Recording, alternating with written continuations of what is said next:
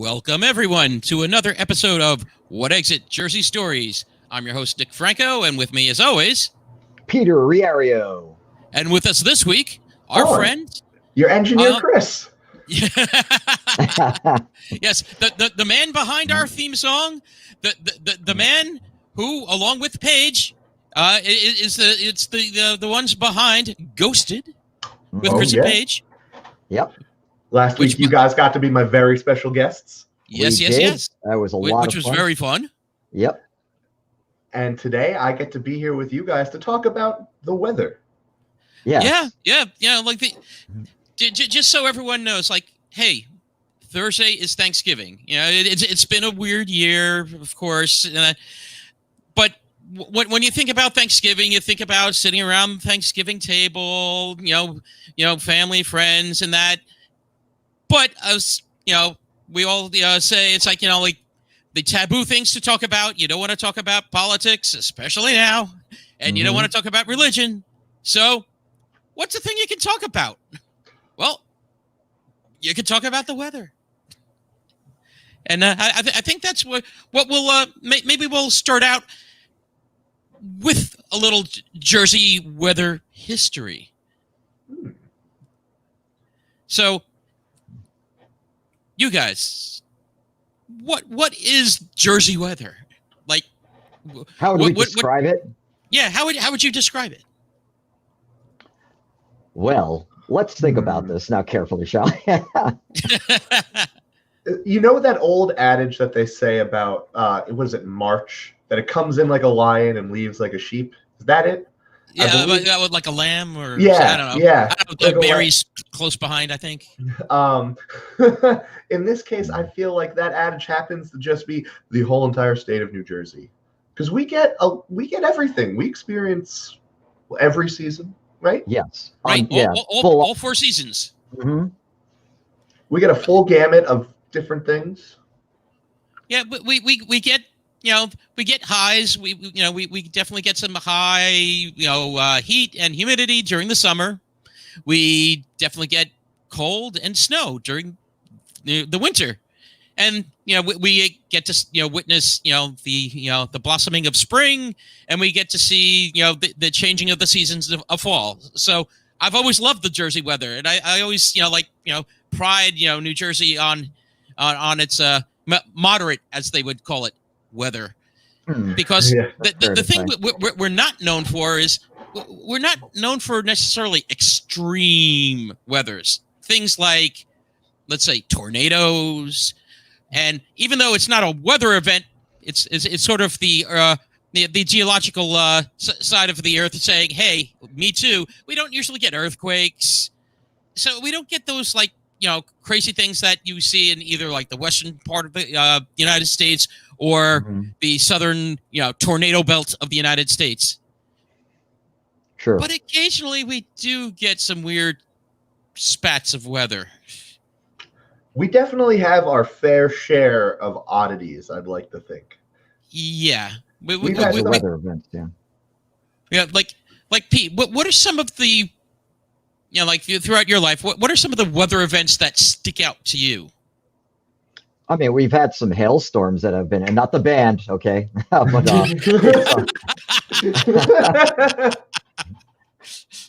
yes. What's that venue again? Skyland, right? Or no, Starland. That's it. Starland Ballroom, yeah. Yeah. I was at Starland Ballroom, and there was hailstorm outside, not inside. Yeah. Yes, but, next week performing Hades. Sorry. Yeah, exactly. I find our winters are pretty interesting. Like it's either, we have these winters that are just so miserable, full of snow, and ice, or like a storm event every, 2 weeks or 2 to 3 weeks. Or we get really mild and temperate winters with like just a dash of snow, sprinkle. One storm, and it may not be that heavy. You may get a few inches, and and I'm kind of okay with that, I guess. But there is something really sort of comforting, isn't there? When, especially like around Christmas time, right? If it snows and you're just kind of, all huddled together at home. Well, not now, but Yeah.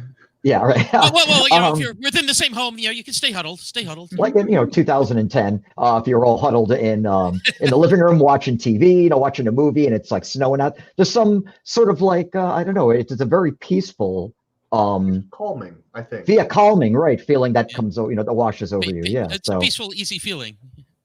But I mean, yeah, for as far as what comes to mind, I mean, just some of like the massive snowstorms that we've had, and of course, the elephant in the room, Sandy, which I don't think we're going to get into today. No, we won't talk about that today. But yeah, many around of Sandy and Sandy's effects, even though that happened in 2012, are still being felt today. Mm-hmm. So yeah, that's definitely for another episode. Yeah, we have like a. If anything, our hurricane season is where it gets wacky, right? Mm-hmm. I feel like that time between August and October, August and November, August and October. Yeah, that would be like, you're in there. Yep. Hurricane sweet spot. That's that weather right there. We're even experiencing it right now. You know how we had, what was it, 65, 75 lead earlier this week? I went out in shorts and a short sleeve shirt, and I was like, "It's November. Thanks. We have to get a turkey." Yeah, and then today I went out, and what was it? 30s, 40s, maybe. Yeah. Yeah, it was a little colder. Yeah, just a little bit. Mm-hmm. But yeah, like, do you remember though some of like you're talking about the snowstorms, Pete? Do you remember any of the particular ones that like stand out or? Oh boy. I mean, yeah, I mean, these were events I think that weren't like so much recently, but maybe like 10 plus years ago where I couldn't think of the year or anything like that, but like real severe snowstorms that had like, snow drifts that were like, 10 feet, 15 feet or more. I think I know which one you're talking about. I think that was 2014, like 2013 right. into 2014. Mm-hmm. We had a nasty winter. Because I actually had to, when I worked for the Swiss company, I was over in Switzerland, and the weather was actually pretty nice, walking around and that. And I came back to Snowmageddon. Like, my car was buried. The battery was dead. There was, 20 plus inches still and mounds, snow drifts all around. Wow. But yeah. How about you, Chris? Any weather events that come to mind, like as far as, when I think of cold weather, I think it must have been in 2007 or 2008. We had one winter where the snow drifts were so tall, as I recall, that they were taller than me. I was a middle schooler at the time, but in middle school, to clarify, I was almost 6 feet. Yeah, wow. Those are some big drifts. They were. I just remember that we went to a field behind the firehouse in Little Silver, and it had just hills of snow because the wind just kept making these, just little mountains that you could either tunnel under them because that's how far away they were from the ground, or you could like sled on them. Yeah. Those are good sledding hills. The other one was in 2014 on Valentine's Day. There was the ice storm.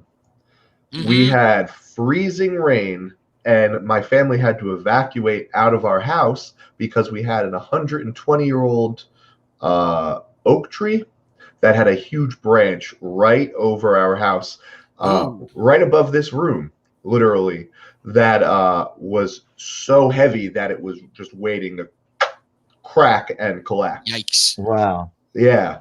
And Not good.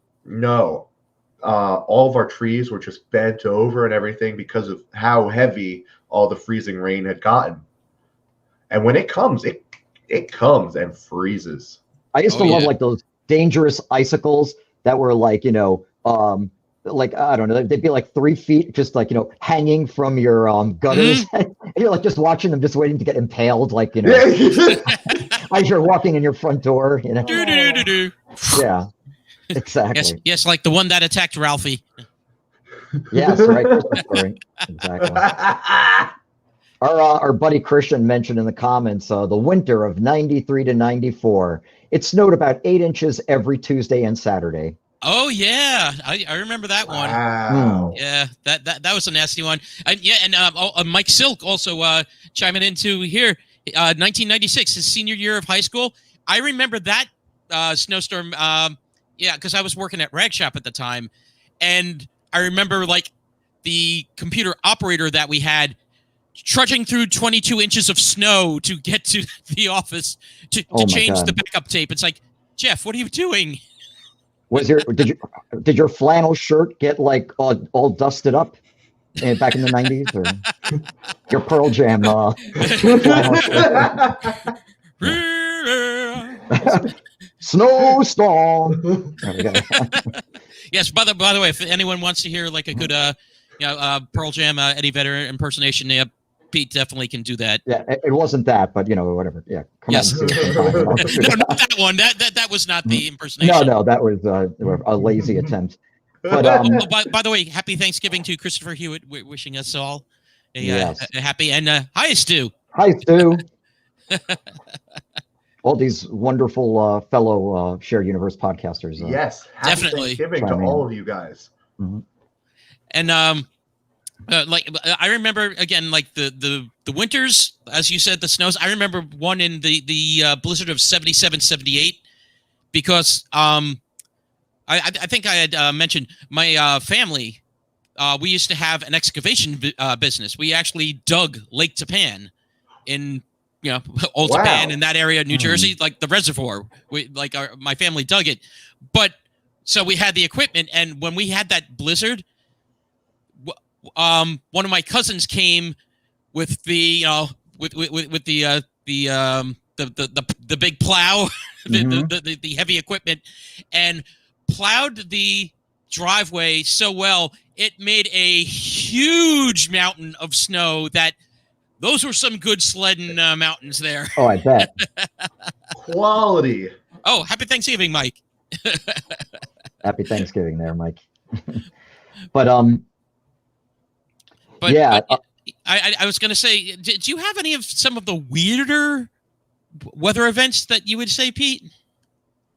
Yeah, I went back and actually, because again, I know it's pretty typical, whatever, that everyone always mentions Sandy. And as well they should for hurricanes, but like I actually went back in New Jersey history to look at some other perhaps not as well known or written about hurricanes, and there were two that really stuck out to me. There was one in 1804. This was October 9th, 1804 is when this hurricane, they called it the New England hurricane. It's simple as that. It hit the mid-Atlantic states in New England. So it's the first hurricane in recorded history to produce snowfall. Now, other hurricanes, by the way, have done so since, including, I don't know if you know this, including Sandy was one of three, I believe. I'm at a loss to remember it actually produced snow? Yes. What? Oh, wow. I don't know what, I'm going to imagine probably in the higher elevation portions. Oh, true. And again, I don't want to say that it happened in New Jersey where snowfall was produced, but when I was researching, it did say that there were three, and one of them, what was Sandy that produced snowfall during a hurricane. I mean, imagine what do you call it? Adding insult to injury, Exactly. I was going to say, like, Sandy did enough to our state, so how about a little snow? Yeah, exactly. And so this particular hurricane, it overturned a ferry near Trenton, New Jersey, and up in Massachusetts. So they got like 14 inches of snow and winds that blew the steeple off the Old North Church, which is in Boston. I don't know if you've ever been there. Yeah, you and I were in Boston. Remember, was it from the what is that building? The big one? Is it the Hancock Building? I think so. Is Yeah, that it? Or they have like where the Sam Adams statue is in front of, right? I believe so. Yeah, right. And they have all the telescope things that you could see the whole city, and you could see the tower that you were actually. Right. So it looks like the other storm was the Halloween storm of 2011. Do you remember that one, Nick? Yes, and I want to get into that because wasn't that the year Halloween was canceled? Yeah, basically, I was in high school. Right about that, Chris. I'm pretty sure we didn't even go out. I was like 16 in 2011. Yeah, it hit in October 29th of 2011. And the crazy thing is, that was 2 months after we had gotten hit with Hurricane Irene, which was 4 days after New Jersey was hit with an earthquake. Oh, funny. This all happened within like 2 months. New Jersey, like, you know, again, the Earth was also a little jealous, so it's like, yeah, let me show what the geological side of things can do, and it was a what was it? I think it was a 5 point. Let me get this one. It was down in Richmond, Virginia, a 5.8 magnitude earthquake that hit down there. That was felt all around the eastern seaboard, including New Jersey. Now, I have to ask you guys, what did you guys do when you felt that earthquake? I know where I was. I was actually driving on the Garden State Parkway, and maybe it was like my imagination, but now keep in mind, I didn't find out about the earthquake until after. I remember I was driving. I felt a deep disturbance in the road, you know, I don't know. It was really strange. It was like I was like, oh, did something happen with my car? Like, or am I don't know. It was just hard to really describe, but like the steering wheel kind of tugged a little bit on me. Oh, and when I went funky. home, I looked at what time that this occurred, this earthquake. It was exactly the time that I had, right in that window of 5-10 minutes that I felt the strain, this real strangeness on the road that I hadn't felt before. And I chalked up to like a deviation in the road of some type, but now I'm beginning to think it may have been that, because what was on the Richter scale again, Nick? Well, in Richmond, it hit a 5.8, which traveled throughout the eastern seaboard. Yeah. And again, now for people that don't realize, the eastern part of the United States, when it comes to the geological makeup, the rock is older in the eastern side than on the western side. So on the western side of the United States, places like California, particularly because, when you think earthquake, you think California. When they get an earthquake, it's more localized. It doesn't. It's like, oh, LA had an earthquake and it was felt all the way in this state and that state and that's it. It's like, no, LA had an earthquake because of the makeup of the rock underneath. So the tectonic plates moving, since they're still new, when they're pushing against each other, it's more localized. I guess it must be smaller, and they're more localized pushings. As the Earth is coming up. The eastern rock is old, and the tectonic plates, they're not as broken. They're just kind of set in their ways. We're not on a fault line either, right? Because there's actually no two fault plates. line. So when you think about that, when it moves side to side. It really moves. Right. Like what was that? Like that, when you're in a haunted house at the carnival and the whole floor starts shifting. Exactly. That's like our New Jersey experience of an earthquake, pretty much. What about you, Chris? Like, what do you remember about that earthquake? I was in Red Bank and I was at the dentist's office. Oh, what a great place to be for that. Ideal place. Luckily, I was in the waiting room. Thank goodness I was in the waiting room. So there were other people there who were experiencing it with me, and we all kind of like looked at each other and we were like, oh my god, we should probably like get out of the building. There must be like the boiler must be like about to explode or something crazy like that. Guess what? No, I went outside. The earth was shaking. Yep. But by the way, our friend Christian just made one of his good puns here. He said New Jersey is a no-fault state. Very clever, Christian. Thank you, sir. Mm-hmm. We have to have Christian on again. He was on our Hindenburg episode. Yep. Ooh, that's a good one. When the Earth came to say that, to ask what was shaken, it was the worst possible place to be. I'm glad that the dentist wasn't already in with some tools doing like a root canal or something. Yeah, exactly. I know, The exactly. best place, to be with metal instruments in your mouth. So somebody like holding them in there, and the earth shaking. Yeah. Yeah. Drills right through your cheekbone. Unfortunately, the earthquake made me realize which guy I am in a disaster movie. Unfortunately. Oh yeah, which guy is that? Well, I at the time I The worked guy in in a helicopter. No, dead. No, well, I worked in Lyndhurst at the time, and the road I worked on in Lyndhurst had always lots of truck traffic, and you would feel the trucks go by.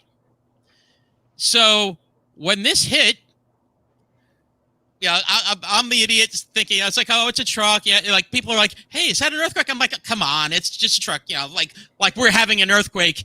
Oh no! Shaking harder. Yeah, I'm the sarcastic guy that's like the room is gonna collapse on after making. Yeah, come on, sure, it's an earthquake. Yeah, an I'm earthquake in this localized location? Ha! Never. Yeah, Stu was saying that he was in a meeting during the earthquake, and he thought his colleague George was kicking the table. And Christian actually said the floor by him rippled like an incoming wave in his office. Wow, that's scary. Yeah. And Mike said he remembers the car moving. He was in his car, and it was like a big gust of wind hit. Yeah, that's a good way to describe it. Actually. Yeah. Mm-hmm.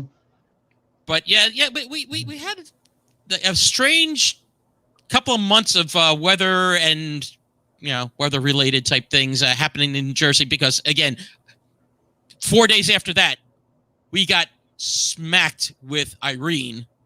Yeah, and that was the that was the hurricane with our governor at the time, Chris Christie. Christie said, "Get." Say it, Pete.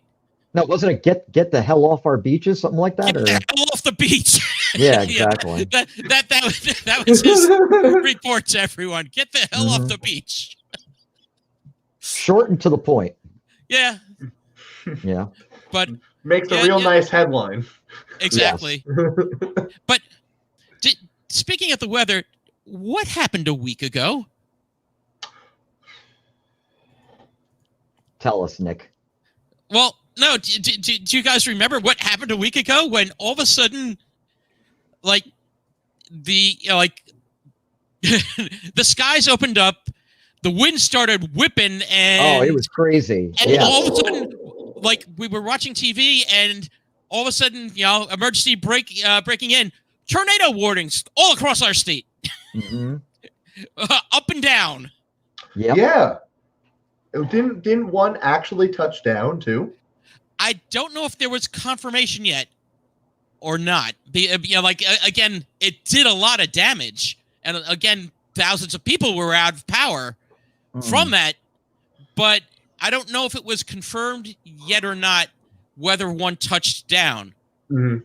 But do you know, 31 years ago, almost to the day, New Jersey had almost the same thing happen? No. Yeah, 1989, November 16th. We had a storm system that hit us that actually produced 7 tornadoes. Wow. Wow. Now, here's the crazy thing.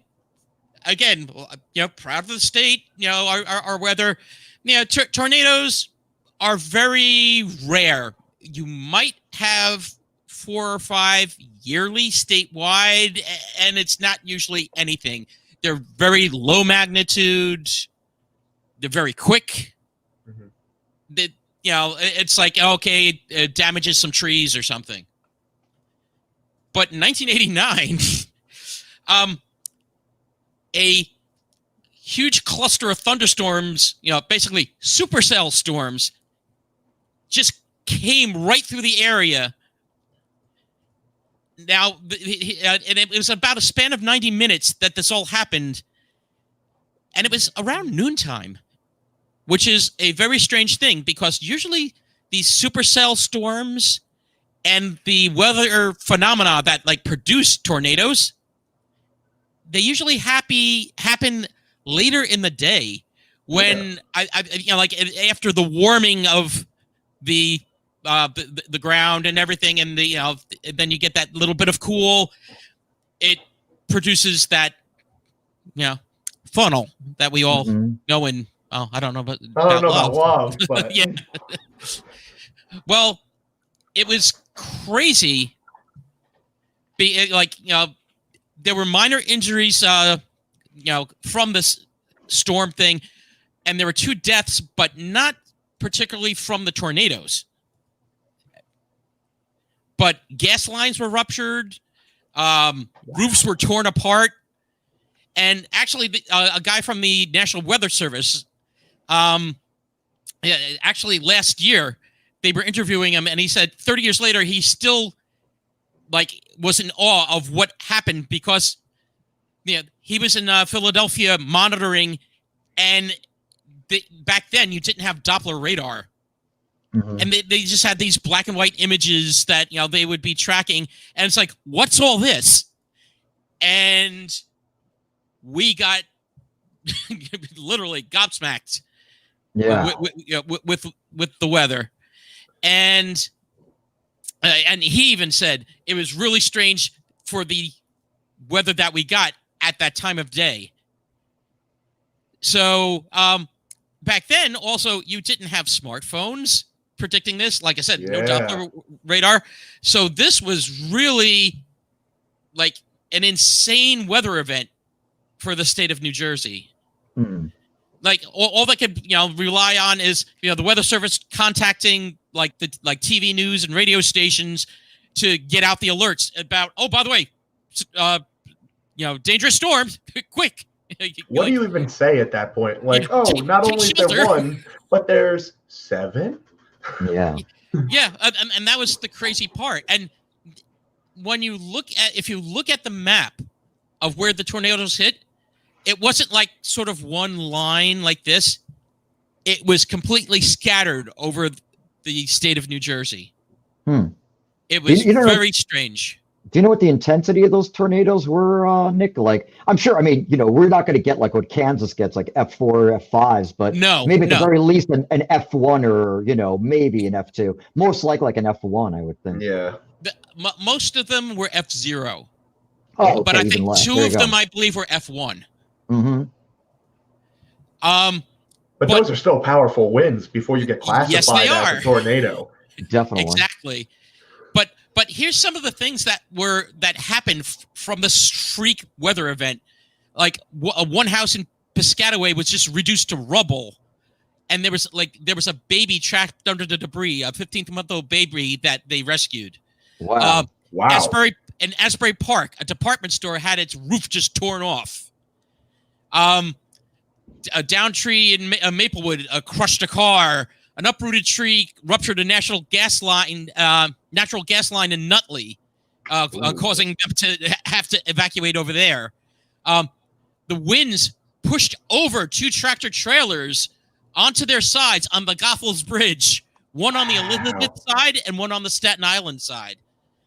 That's brutal. In fact, the one on the Jersey side, the driver died, and the passenger was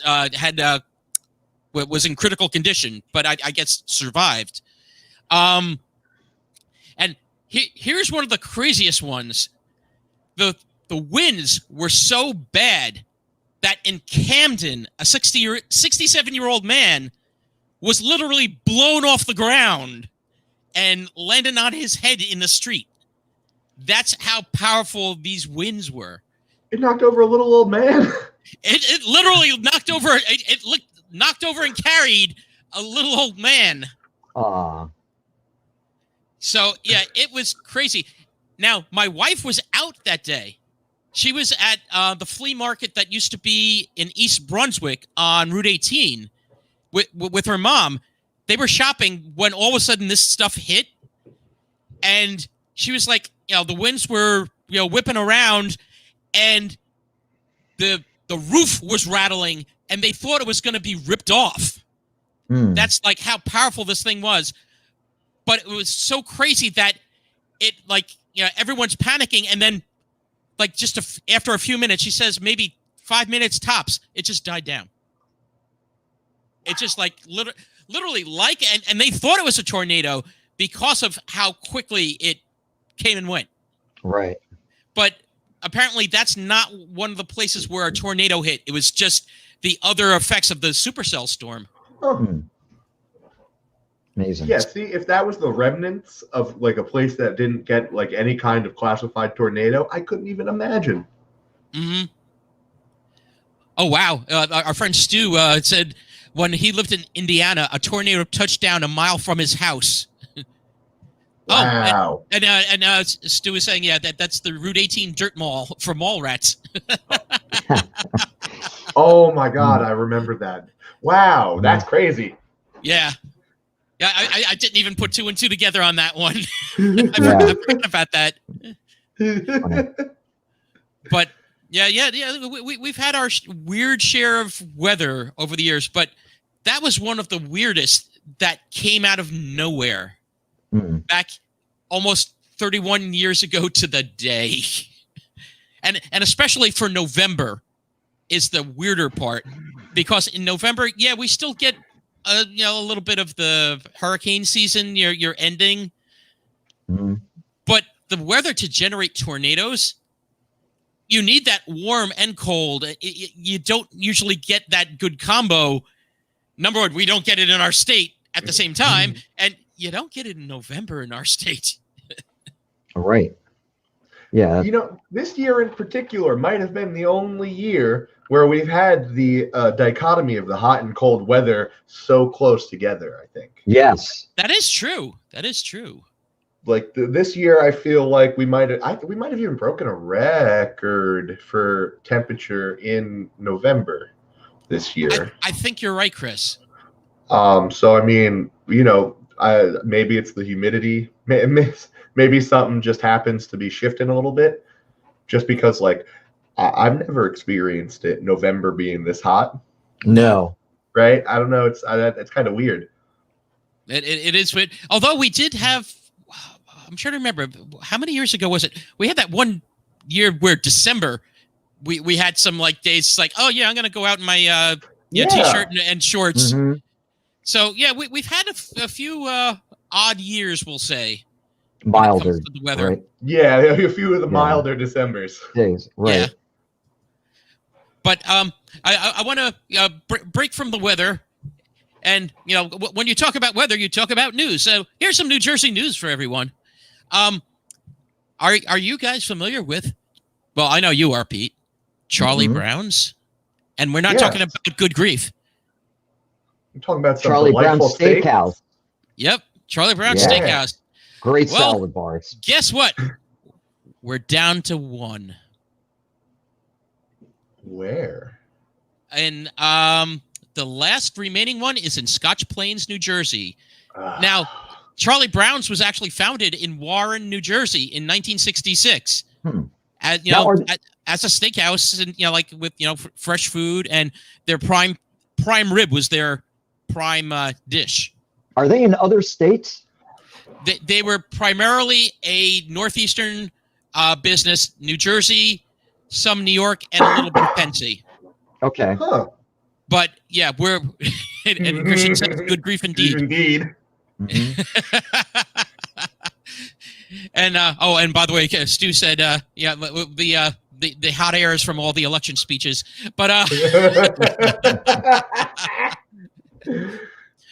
but yeah, Charlie Brown's, like, there used to be one right by your old house in Paramus, Pete. Do you remember? I could walk. I mean, we could walk to it from there. Easily. It was so near. Yeah. I was going to say that was less than a mile away. Yeah, the food at Charlie Brown's, I mean, it was good. I wouldn't say it was great in my experiences there, but now I'm just talking about like the entrees and like appetizers and all that. They were solid, don't get me wrong. But man, I mean, like their salad bar, yes, it was fantastic. Yeah, they had such a wide selection at that salad bar. Yes, it was like they usually kept it very fresh. Yeah, and they had one of the things, again, my wife Tracy loved. They also had the raisin bread right Yes. at the salad bar there. Yeah. Yep, I totally Yeah. remember that. I was going to even bring that up as well. Yeah, so unfortunately, we're down to Just one. And also, unfortunately, it's because of this pandemic. Before this pandemic, we were at 14 Charlie Browns. There But- was like Yeah. No, I was saying like there was just a crazy statistic saying that I think like in New York City alone, that like, based on how the next few months go in terms of these restaurants, but they're saying like almost half are in jeopardy of closing. Yeah. Are all those half the ones that have salad bars? I think Stu made a great point. Salad bars are pretty rough in COVID right now. Yeah, Yeah. very rough. Very true. Very true. Buffets, probably a little rough right now. Yeah, buffets and salad bars are kind of like the no, don't go there. Exactly. Yeah, because I know even at the shop right by us, like the one in Rochelle Park, the like they usually have the self-serve hot food there. Yeah, and it's no self-serve right now. No. Tell them what you want, and they'll give it to you. But yeah, no self-serve. Yeah. Yeah, and also in Jersey news, harking back actually to a few episodes ago, Nabisco. The Nabisco factory on Route 208 in Fairlawn is actually in danger of closing after 62 years. Wow. Which sucks. No, I used to work right by that place, and it was such a great thing to open your windows on the car and smell the aroma of the cookies and the Malamars. Oh, that place was like heaven going through that. But yeah, after all this time, I'm sorry. No, and like, and it was just great. Like when the whistle blows at like 5 o'clock and all the Keebler elves are filing out of the front, and you're, passing them on the highway and waving. It was just so joyous to watch, especially during the holiday season. Yeah. I thought you were going to say at 5 o'clock the whistle blows and like you hear yabba dabba doo. Yeah, exactly. But and on that note, no, but I did read like 2 days ago that Murphy is in negotiations to keep Nabisco there, so that's the good news. Yes, he is. Yeah, I was going to say Murphy, Josh Gottenheimer, and the mayor of Fairlawn. Where is his name? I had it. Kurt Peluso. Yeah, they're all in talks with Nabisco and their parent company now. Mondelez? Right, exactly. Mondelez International. Yeah. Correct. Yeah, to keep that plant there. I hope it stays. I mean, where it is. It's such a really an iconic fixture in New Jersey when you're going down 208, to see it. And just like you said, Nick, I mean, the smells associated with it were just like, fresh batch of like cookie dough kind of smell. Yeah, I knew someone years ago that actually worked at the Nabisco plant there, and she said, yeah, it's like, especially around the September-October time, you would get that really strong smell. That was the Malamars they were making at that time. And the smell was heavenly. And Christian said they all go to Shortways after work. Remember that place, Pete? Yes, I have frequented there. Yes. Oh yeah. It's a bar, yep. Yeah. In Fairlawn, You right? a lot of what's that? In Fairlawn, I think. No, Hawthorne. I'm sorry. Yeah, Hawthorne. Shortways, Right. Hawthorne, and I was going to say, and they used to do live music on Friday, Saturdays, I think. Yep, correct. They get shut down, right? Or am I wrong they did. on that? I think Shortways did shut down. No relation to the COVID. But I think they shut down like a couple of years ago. I think it was. It's weird though, because when I look on Google, it's saying that it seems to still be open. So maybe I'm wrong on that. Oh. I thought that for somebody had told me that they shut down, but I thought so as well. Yeah. Right now, our audience in California is like, what the hell do I care about Shortways? Just kidding. Believe me, it was the place to go on a Friday night. Yeah. I guess they come vacation at Jersey, they can go to Shortways. Live music. After seeing all the Keebler elves at 5 p.m. every day, the fresh smell of cookies as you're driving down any of our main international, not international, but our roads like the Parkway. Yep. You get some Mhm. cookies. You get high tide. You get the South Amboy smell, which is very specific to that one part of the Parkway. And then if you're driving down the turnpike, you get Elizabeth. Yeah. Sweet, sweet Elizabeth. Yeah, Oh, if you're yeah. from California, you got to come visit Elizabeth. North Elizabeth, too. Please. We Please. insist. Lovely. Lovely this time of year. Yep. Well, I want to shift now to what we talked about at the very beginning. Thursday is Thanksgiving. Do you guys know that the concept of Thanksgiving comes from New Jersey? I did not know that. What? Now, Yes, how yes. did that happen? Well, on September 25th, 1789, Representative Elias Boudinot of New Jersey proposed that Congress should request that President George Washington recommend to the people of the United States a day of public thanksgiving and prayer to be observed by acknowledging with grateful hearts the many signal favors of Almighty God. So basically, he wanted us to be grateful for what we had at that point. Yeah, we just had a new country, and everything that comes with it, and he wanted Americans to be grateful for the opportunity peaceably to establish a constitution of government for their safety and happiness. And Washington loved the idea. But not everyone was a fan of the time of the proposal. Thomas Tudor Tucker, say that one, 3 times fast, Nope. of South Carolina, argued it was not the House or the president's business whether Americans should give thanks, particularly for a constitution that had yet to be tested. Which is Yeah. Fair. very interesting because we know it's being tested right now. So Tucker has said, why should the president direct the people, do what perhaps they have no mind to do? If such a holiday should be declared, he viewed it as an issue for the states themselves. And this guy sounds like a grump. Yeah, he does sound like a yes. Yes, he was the early Grinch. He's the guy you don't invite to Thanksgiving, right? Yeah. Yeah. It's like, do we have to invite Tucker? I know. Tucker again. Well, now Tucker sounds like the name of like a Labrador Retriever, doesn't it? Not it does. Right? It was his grandfather's name. Come on now. Oh no! Hey, look, I love Labradors, so there you go. Go ahead, Nick. I don't mean to interrupt. Oh, it's okay. It's okay. I'll say, well, the Bill of Rights had not been ratified yet, but actually, what was it?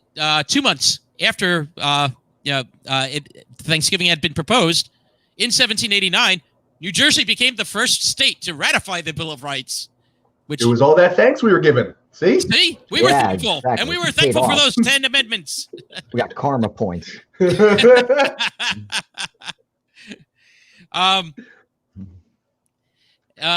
is it? So it had not been ratified. Congress had approved the First Amendment, and it's a religious matter, and as such is prescribed to us. He had noted. Oh, I'm sorry. That was Tucker again. Sorry. he keeps finding his way. Tucker. He had a good point. He was like separation of church and state, but then you want us to be thankful for God at this date? Come on, guys, you're giving me mixed signals here. I thought we came over this way to get away from we wanted to make our own religion with Puritans. Exactly, yeah, you remember. Yeah, but on October 3rd, 1789, President George Washington issued a formal proclamation establishing Thanksgiving Day, the first holiday designated by the new federal government of the United States. Do we know what they ate that day? That I am not quite sure. They were like, today would be a perfect day for ham. Everyone should have ham on Thanksgiving. Anyone have any green eggs to go with this? Then they realized, we're running out of pigs. Turkey. Let's try turkey. Yeah, let's We've go got a with lot turkey. of those in the 13 colonies. But subsequent presidents issued similar proclamations. However, the dates of Thanksgiving have changed throughout the years. During the Civil War, President Lincoln issued a proclamation that Thanksgiving should be celebrated annually on the last Thursday of November. And then under FDR, it became controversial again, and it was supposed to fall on the last day of November, which would have shortened the Christmas shopping season. So, given that businesses were already reeling from the Great Depression, FDR decided to move Thanksgiving to the second to last Thursday of November. That's so interesting. But do you realize this caused a little bit of a problem? That actually, in response to Roosevelt's proclamation, 32 states officially changed the date of the holiday. Wow. The others did not. So you actually had different states celebrating Thanksgiving on different days. That's great. That's double the thanks. So for 2 years, depending on where you lived, you celebrated the holiday on a different day. Until 1941, Congress passed a joint resolution declaring the fourth Thursday in November to be legal Thanksgiving Day. They should have made it like December 23rd, because then it'd be like Thanksgiving, eat your face off. Christmas Eve, eat your face off. Christmas Day, eat your face off. And, and then, you put on like 15 pounds and you're jolly. Yes, and on the 26th, you can work it off on Boxing Day. Yes, very good reference there. Excellent. Yes, Yep. to our Canadian brethren.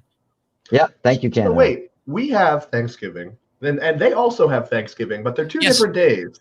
That is correct. Theirs actually coincides with our Columbus Day. Oh, all right. Canadian Thanksgiving actually coincides with the U.S. holiday of Columbus Day. Interesting. Which actually brings the discussion of the whole, well, should it be Native Americans Day or Indigenous Americans Day? Yeah. So, something to think about. Something to think about. Food for thought. Yes. But speaking of food this year, let's talk about Thanksgiving 2020, because that's what we're about to hit. Yeah. So here's the thing, people. Yeah, be thankful for what you have, because actually right now, New Jersey food banks are actually low on food, because the amount of people that normally at this year need has doubled, and in some cases almost tripled as a result of the pandemic and its effect on the economy. Wow. So for all those out there listening, if you can donate to your local food bank, please do. Most definitely. Good message, Nick. Now, for your own Thanksgiving, if you're looking for a side dish, I'm going to go back a few episodes as well. I'm going to go back and what's that? Oh, I was hoping that your side dish was going to be white manna and Hackensack. Oh, I wish it was. But if you're looking for a side dish to make this Thanksgiving, why not try Dorcas Riley's famous dish, green bean casserole. Do you know who Dorcas Riley is? Absolutely not. No. Well,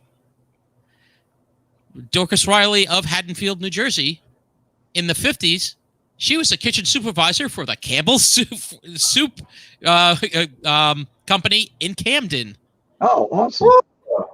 And she created the green bean casserole, also known as green bean bake, in 1955 for the Associated Press feature about easy-to-make holiday dishes.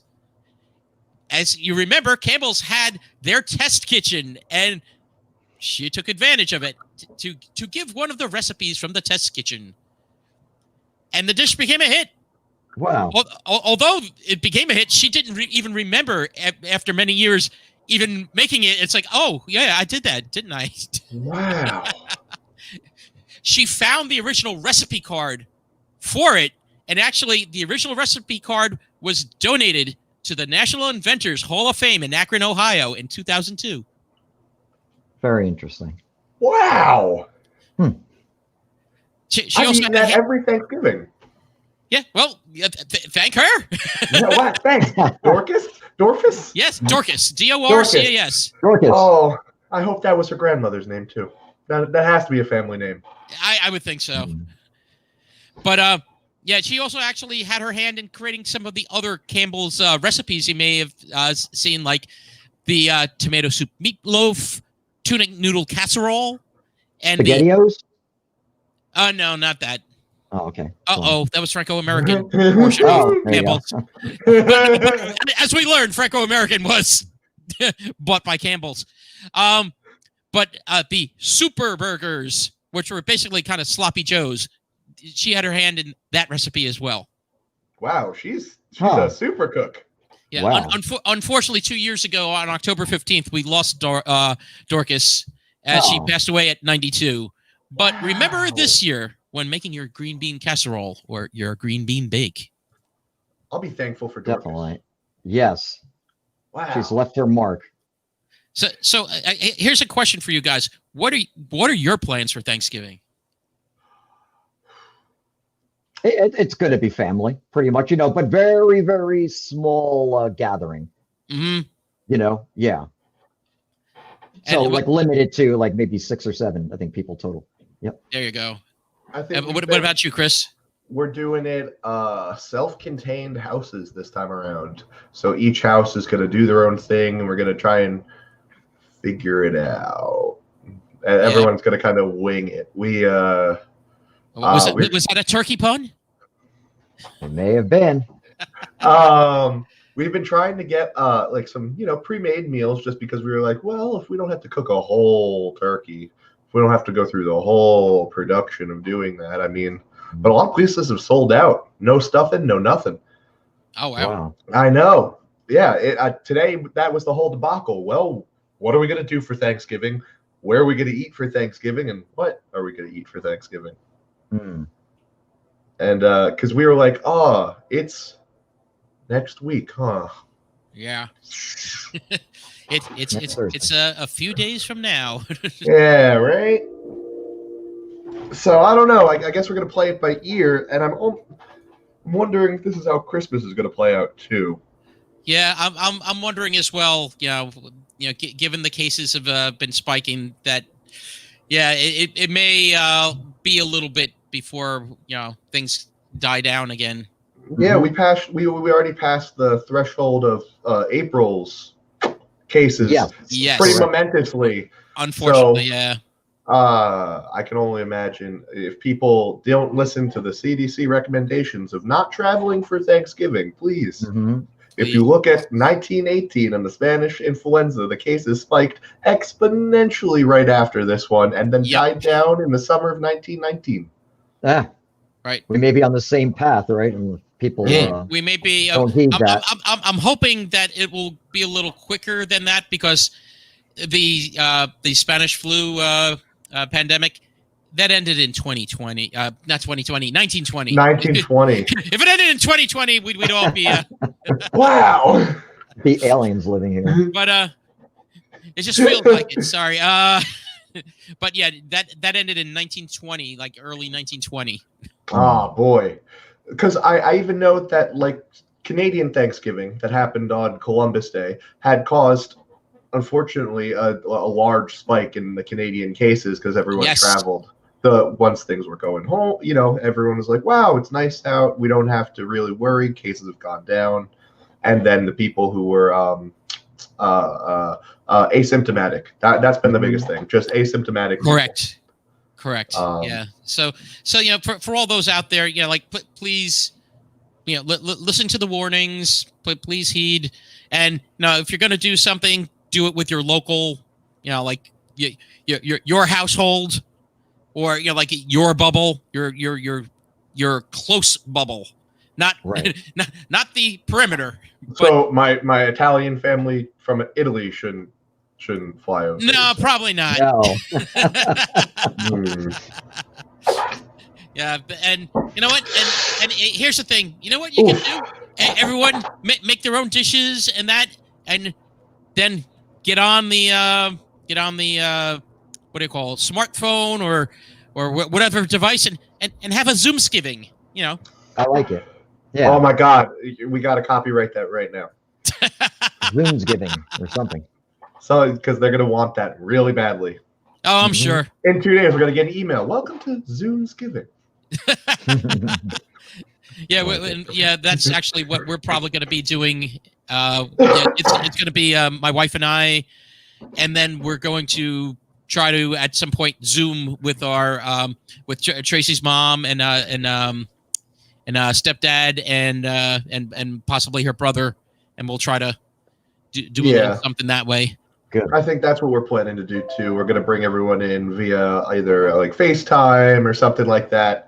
We did a test run like 2 weeks ago for a birthday. Oh, that's good. You know, it went pretty well. You know, it's not ideal because before we would be able to at least outside we have like a back porch type deal where we have like a nice little table where it can fit like 8 people maybe. Mm-hmm. And that's where we would eat meals out there. So we'd be outside, but we would at least be able to be together for a little bit of time. And I mean, the weather's been so funky. 2 days ago, it was like 29 degrees out. Yeah, exactly. Again, going back to the weird spate of New Jersey weather. Mm-hmm.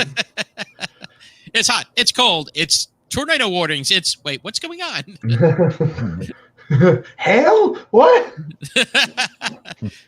Yes, hailstorm coming to a stage near you.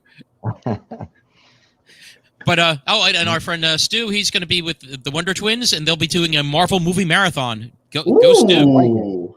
I love it. And Christian is going to stay home, read, stream, and play some video games. So that is a plan. That's a plan. It sounds like a good plan as well. He's going to play like Duck Hunter. Too bad they don't have like a turkey Thanksgiving video game. There we go, turkey hunt. Turkey hunt. I don't know. That annoying dog, coming up. Yeah, sorry. with I suppose turkeys. the game Civ, Civilization might be the closest thing with Thanksgiving. Yeah, there you go. That's all right. Good. I like that. Civilization might work. Yep. Yeah, right? But for all those, like if you do have anyone, if anyone has to come over and that, try to have your festivities outside, as what you were just describing, Chris. It's at least a little bit safer. And hopefully then it'll be warmer on Thanksgiving. Hopefully. Yeah. And no matter if it's just you or your immediate family at home, and that after having your meal, why not have a couple of craft brews made in the Great Garden State? Maybe something like from Ross Brewing, perhaps. Terrific idea. Or for my local thing, Hackensack Brewing. They make some good ones as well. Yes, indeed. Yes, some craft brews after your, full meal. I feel like after my Thanksgiving meal, I just want to lay down and melt into the couch. Exactly. Yeah, if there's football on the TV at that point or whatever, I don't even know this year. I don't know either. Crack open a nice Ross brew or Hackensack brew and enjoy. What about the Thanksgiving parade? Not to be a non sequitur. It's going to be virtual this year. Yeah, but it's still supposed to go on. Yeah, I'm not exactly sure how it's working though. They're going to get all like balloons with like a face cam. Everyone's wearing clothes. All the balloons are wearing masks. That's what I was just thinking. Yeah. But they're doing it in front of like Herald Square, right? And I think it's not like they're going to march down. They're only going to do like a block or something, right? Yeah, so I'm not sure how that's really going to work. I don't know how that's going to work, right? They're going to teleport in each, like balloon, or what's going on there? No crowds, nothing. All the balloons stacked on top of each other. To hold the balloons too. Yeah, that's the whole thing too. It's like those balloons they don't work themselves. If they do, it's time to run, people. Oh, look, right behind. Oh Right my God, behind the Snoopy's Garfield. coming so close to us. I was going to say, and look, right behind the Garfield balloon, here comes the Lysol wipes balloon, followed by the Purell balloon. Right? Yeah. They're gonna have the Zoom logo as a giant balloon. Yeah. There we go. Exactly. The giant Z, the Zoom Z. Ah. But Oh, man. it's going to be a different Thanksgiving. But I hope everyone has a very safe Thanksgiving. Pete, do you have something for us that we could play before we go? Yes, definitely. So let's just do like a quick 5 true or false Jersey edition. This is going to be fun. So if you've been paying attention to our podcast, you will know the answer right away. And if you haven't, well, that's fine too. True or false? New Jersey has its own volcano. Nick, you probably know the answer to this question. Yes, I know the answer, but Chris? All right, I'm gonna say false. And I will say true. And Nick, you are correct. The answer is Yes. true. So it's the Beamerville volcano. I love that. It's like, who named that? Yeah. So, not BMW. There's an unlicensed volcano here in New Jersey. No, I'll tell you why. It's in Sussex County, and it went extinct 440 million years ago. So, unless you had Charles with the Grey Poupon in his BMW riding through Beamerville, I don't think. So, so it's true that the answer is yes on that. Wow. All right, moving things along. Question number 2. New Jersey, true or false? New Jersey played a crucial role in the Revolutionary War with more battles fought in New Jersey than in any other colony. Is that true or false? True. That is very true. I believe it's at least 100. And Nick and Chris are both correct. Yes. Woo! New Jersey did play a very important role in the Revolutionary War. Christian said Beamerville is the home of Space Farms. Get out! Oh, I remember those commercials. I've heard of that place. I've been wanting to go there for a few years, actually. They got the big old bear and everything. Yeah.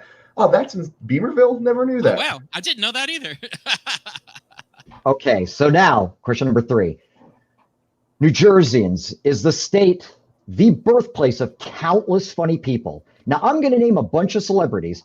I may or may not have thrown in one that was not born in New Jersey. Oh, no. So it's really a matter of, yes, all of these people were born in New Jersey, or no, one of these people was not.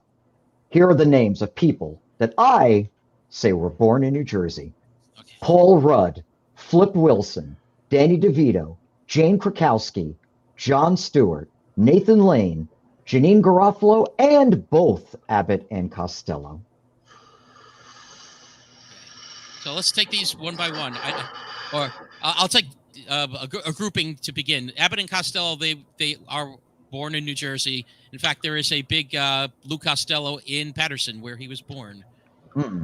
Big Danny statue. DeVito, surely from New Jersey. Yes, very Know much that so. for a fact. Jon Stewart from New Jersey. Jon Stewart, I don't know. He has lived in New Jersey a good portion, and he loves Jersey. But was he born in Jersey? That's the question.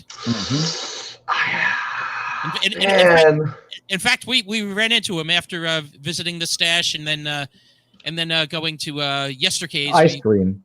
We went for ice cream, and in walked Jon Stewart. Yeah, Wow. that was so surreal. Oh my God. That's crazy. He lives right over the bridge. He doesn't. I talked to him because at Right the over time bridge. I was dating a nurse. Her name was Nancy, and we went to go see Jon Stewart when he had a show on MTV. This is many years ago. before The Daily Show. And we were like in the second or third row, and it was just so entertaining. And I told him that, I was like, John, I mean, I'm a longtime fan. My girlfriend and I at the time went to go see you in and when you had your MTV talk show. And he looks at me, and it was the greatest thing. He goes, what were you, 12 or something like that? I'm like, John, I go, no. I said, we're the same age. And he's just like, It was just such a great quick quip on his part. Yeah, I guess he didn't believe me, but that's fine. Okay, let's see. He's the questionable one, I would say, actually. Of this and then, like I said, I've got Nathan Lane, Janine Garofalo, Flip Wilson, Paul Rudd. Mm-hmm. And Jane Krakowski she's from 30 Rock. The blonde from 30 Rock. Yes. I want to say everyone is from Jersey or born in Jersey except Jon Stewart. I'm going to go true. I'm going to go what you're saying is true. And for those keeping score at home, I'm not exactly sure who has the most points at this point, but Chris is the winner in this one. Ooh. Everyone there born in New Jersey. Oh, really? Okay. Mm-hmm. I thought Stewart, for some odd reason, was born in New York and then at an early age came to Jersey. My bad. Wouldn't it be funny if one of our studious listeners is like, "You're wrong. I have his birth certificate," or something like that. Yeah. Oh no! Guess one what? of those Stewart birthers. Nick, I think somebody may be wrong because now I just looked up Jon Stewart and it says he was born in New York City. Uh-oh. That's what I mean. I thought he was. You know what? I'm going to have to take some demerit points on that one. No. Fine. So I messed up one question. Let's see how many other ones I can screw up here. Anyway. Question number 3. The Statue of Liberty. Now, true or false, the waters surrounding the island belong to Jersey City.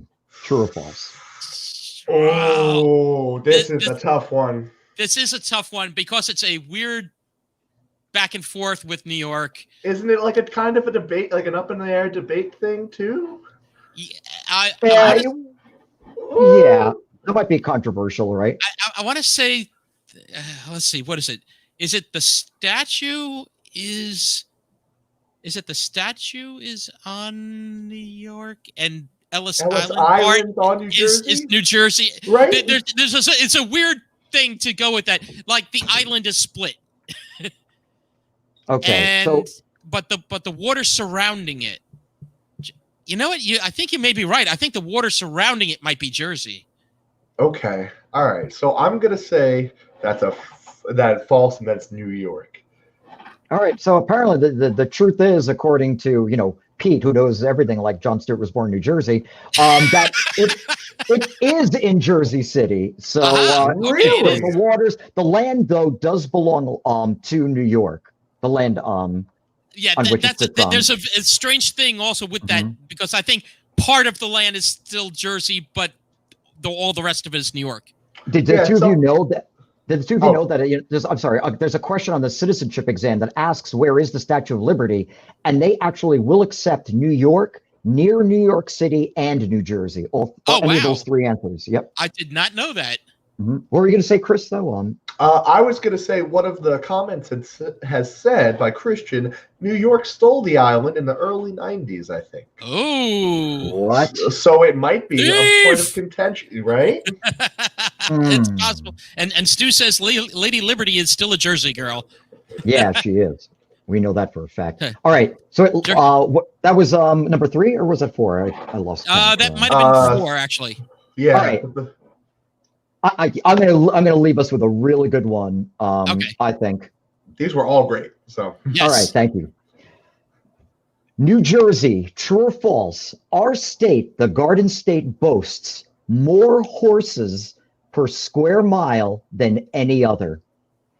Oh, per square mile. Oh, you horses. Oh, crud. Because we are like the number 3 horse producing state, I think, in the United States. It's a very strange thing. I thought we were emus. Because we have an incredible amount of emus in New Jersey. That's a strange thing too, but I think we're the number 3 producer in the United States. But if you're saying per square mile, some of the states that produce it may be bigger than us. So I'm going to say that's true. Oh man, I'm just trying to think. Like, what do horses need that we provide in New Jersey? What are the other 2 states that are like the highest producing? Are they empty states, or are they like a little bit more compact, and they have farms right next to each other. Oh, Right. Yeah, that's the piece. Because we're True. we're the most densely populated state in the nation, so yeah, we're very close together. All right, I'm going to say true too. And Pete, what And be the it? final answer is it is absolutely true that New Jersey Yes. boasts the most horses per square mile. And in fact, the United States equestrian team is headquartered in Gladstone, New Jersey. Yes. Wow. I'll tell you, when I read that fact, I was like, really? Like, your mind would go like Montana or, some one of those like big sky country, I places. think of a country that has like flat plains and Yeah. that where you could have like a lot of horses, but I guess that's not Right. No, we are, again, we are the Garden State, and yeah, we do have lots of horses. That's one of our exports. Isn't another one? Number one is eggplant? pharmaceuticals, by the way. Yes. Oh no. Eggplant, I thought we produced like a third of the country's eggplant or something. Oh, that's possible too. I know we're number. What is it? We're number 1 or 2 in blueberries, and we're one of the highest in cranberries. Yeah. I know that about the blueberries, Nick, what you just said. Yeah. That's true. Yep. Yeah, I mean we have a whole town dedicated to cranberries. Come on. Yep. course. Yeah, there we go. We Yeah, do have that's right. Cranberry, New Jersey. Yeah. Absolutely. But we don't have a town that's eggplant, New Jersey? Like little big eggplant, New Jersey? Come on. Yeah. Or like, Zeppeli, New Jersey. That'd be nice too. Yeah. If only. Yes, Led Zeppelin. No,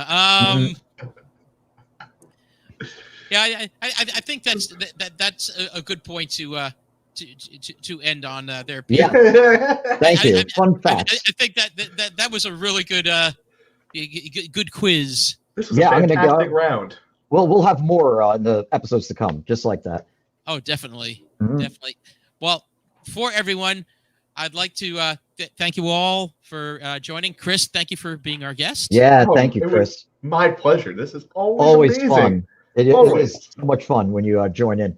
And before we ended, Christian had to get one in there. Little Eggplant Harbor. Yes, Christian, you go missed down your the Jersey calling. Shore to Little Eggplant Harbor. Oh God! And Thank you, Stu. oh, Thank you, man. Christian. And thank you to everyone listening. For all those listening, like us, follow us on your favorite podcasting app, be it iTunes, Apple Podcasts, Google You can find Podcasts. them everywhere. Yes. Everywhere. If you too want to start your own podcast, go to A Shared Universe, where they will make your dreams come true, and you will have your own podcast before you know it. Whether you're a beginner or an expert, anyone could come and make a podcast at A Shared Universe. Yes. That And is Chris, true. give a shout out to your podcast so everybody can, Oh. subscribe. Yes. Yes, my podcast is Ghosted with Chris and Paige, where me and my girlfriend talk about adventures into the paranormal. And just this week, we had Nick and Pete as our two lovely guests. So you're going to have to check it out on every podcasting platform, and the SoundCloud for A Shared Universe, if you are following that, also has all of our episodes, just like Excellent. your episodes as well. Very Sweet. good. Sweet. And if they want to contact you, besides finding you on that, if they want to reach out to you, Chris? Yes, you can find me at I think it's Chris Matt Jr. on Instagram. I've got the band Serious Matters, New Jersey as well. And soon I have one more thing coming out. Oh, There you go. Ah, There's the. there we go. Look at that shout out. We have hoodies coming out to keep you warm this winter. So please, if you're interested. Sweet. Awesome. Ooh, and a shout out to Stu with Stewing It podcast Yes, this Wednesday at 6 p.m. Another great podcast. Yes, please listen Definitely to Stu's podcast. It is Mhm. great. I'm wondering. I think Stu said Max is going to be on this one again. Ooh. He ran the last one and did an awesome job. So go Stu, go Max. Terrific. So Guys, I hope everyone has a wonderful Thanksgiving. Yes. everyone, Happy Thanksgiving, have a everyone. wonderful, safe, happy Thanksgiving. Mhm. And from all of us at What Exit Jersey Stories, thank you. We Thank give you. you thanks. So Yes. for What Exit Jersey Stories, I've been Nick Franco. I'm Pete Riario. And I'm with Chris. us, that's Chris. That's it. That's Chris. Thank you, everyone. Happy Thanksgiving. Bye-bye.